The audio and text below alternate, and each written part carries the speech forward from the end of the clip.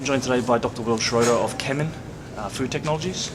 Thank you so much for taking the time out to speak to us, Dr. Will. You bet.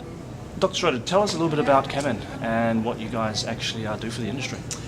Kemin is essentially an ingredients company. We cover several different varieties of business segments, from ag to human to pet. I personally work in the food technologies business, so we're into keeping food fresh and safe. Tell us a little bit about some of the innovations that you guys bring out to the industry. Generally, there's a trend in the industry going to all more natural, plant-based ingredients, and Kemin, we're at the forefront of that. A lot of our ingredients, such as rosemary, spearmint, green tea, are really looking at molecules in those plants that are effective on food preservation for color and safety too. Okay. Are those specific to any kind of applications? What kind of industries are there? I mean, lipid oxidation is one of our platforms. We also have microbial growth, like pathogens and things like that. But lipid oxidation, things like rosemary are good at preventing lipid oxidation for in meats and oils, different fat-containing materials. And how does your guys' innovations compare to some of the products that are out there on the market at the moment? Probably the two things or three things that really differentiate Kemin.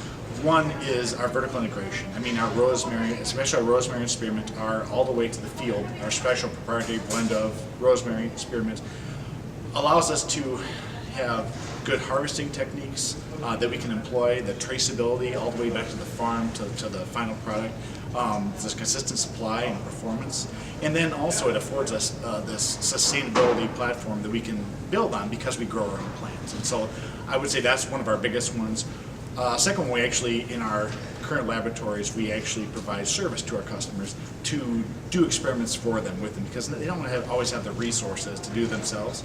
And so we work with them to get them at least the data to push the project forward in their company, or whether they want to switch to an antioxidant or antimicrobial from chemistry. And why is it important for Kemin to be speaking to, or communicating with the innovation and R&D departments from large companies and also kind of medium-sized, small companies?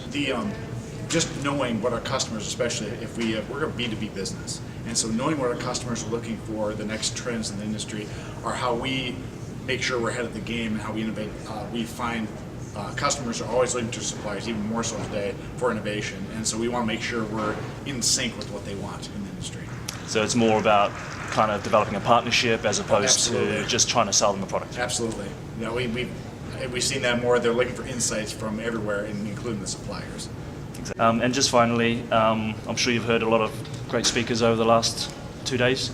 What would you say some of the key takeaways that you can take from some of the people that you've met? That's a gret question, and probably the one I've heard, especially in day one, was the speed of innovation. And that's always under pressure from R&D to make sure we can get a product and get it out the door as quick as possible, and it's a product that people will buy, not just getting out the door. And so really when I go back, it's looking at because we have a stage gate process, and we go all through these different gates, and everything has a purpose, but understanding how is this going to push the product to the customer as quick as possible. And so really it's about looking at that and looking at the sciences to make sure there's no